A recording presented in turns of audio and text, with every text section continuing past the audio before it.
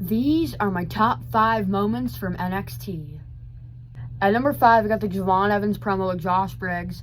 All I'm saying is this is going to set up to create a massive match next week, but also I think it could extend into like a No Mercy match, well, a match at No Mercy. But this was a good promo in that chair, and that coach slam on the chair was brutal, so number 5. At number 4, we got Candice LeRae and Xia Brookside in their speed match. The reason I'm saying this is when we really think about it, it's crazy. Candice LeRae came back to NXT, and Xia Brookside, who was here in NXT UK and the Mae Young Classic, returned to a WWE ring. It was awesome to see 2 returns, and Candice LeRae winning was the right call. So number 4.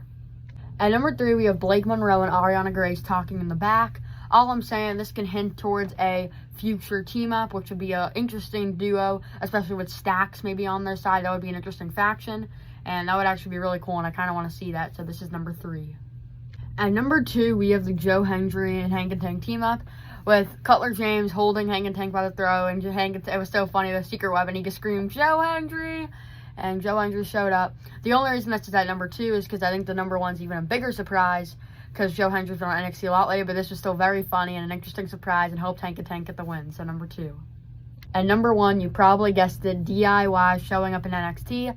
I was a little confused at first because they seem babyface even though they're heel on SmackDown, but either way, it was crazy to see them back in NXT. Johnny hasn't been here since 2023, and Ciampa, it's felt like forever.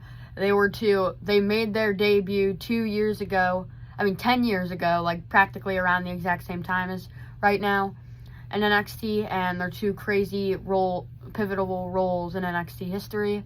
So it was definitely awesome to see them back, and I wonder what they're going to do with Trick Williams at Homecoming. So that was my favorite moment of NXT, and those were my top 5 favorite moments from NXT.